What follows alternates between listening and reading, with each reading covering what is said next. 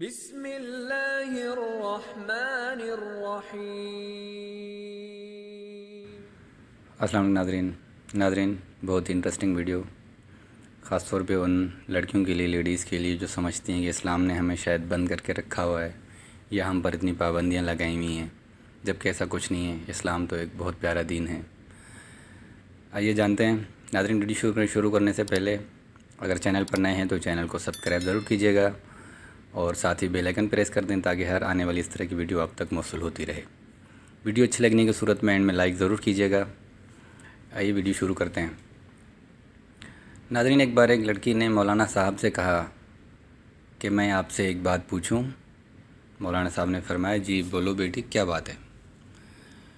لڑکی نے کہا کہ ہمارے سماج میں لڑکوں کو ہر طرح کی آزادی ہوتی ہے، وہ کچھ بھی کریں، کہیں بھی جائیں، اس پر کوئی خاص روک ٹوک نہیں ہوتی، جبکہ اس کے برعکس لڑکیوں کو بات بات پر روکا جاتا ہے کہ یہ مت کرو، یہاں مت جاؤ، گھر جلدی آ جاؤ۔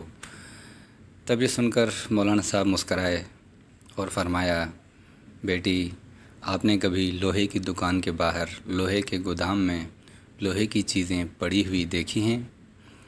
یہ گودام میں سردی، گرمی، برسات، رات دن اسی طرح پڑی رہتی ہیں اور اس کے باوجود ان کا کچھ نہیں بگڑتا اور ان کی قیمت پر بھی کوئی اثر نہیں پڑتا۔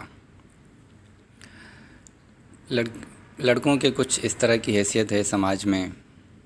اور اب آپ چلو ایک سونار کی دکان میں، ایک بڑی تجوری، اس میں ایک چھوٹی تجوری، اس میں رکھی چھوٹی سی سندر سی ڈبی، اس ڈبیا میں ریشم پر نزاکت سے رکھا ہوا چمکتا ہوا ہیرا، کیونکہ جوہری جانتا ہے کہ اگر ہیرے میں ذرا سی بھی خراش آ گئی تو اس کی کوئی قیمت نہیں رہے گی۔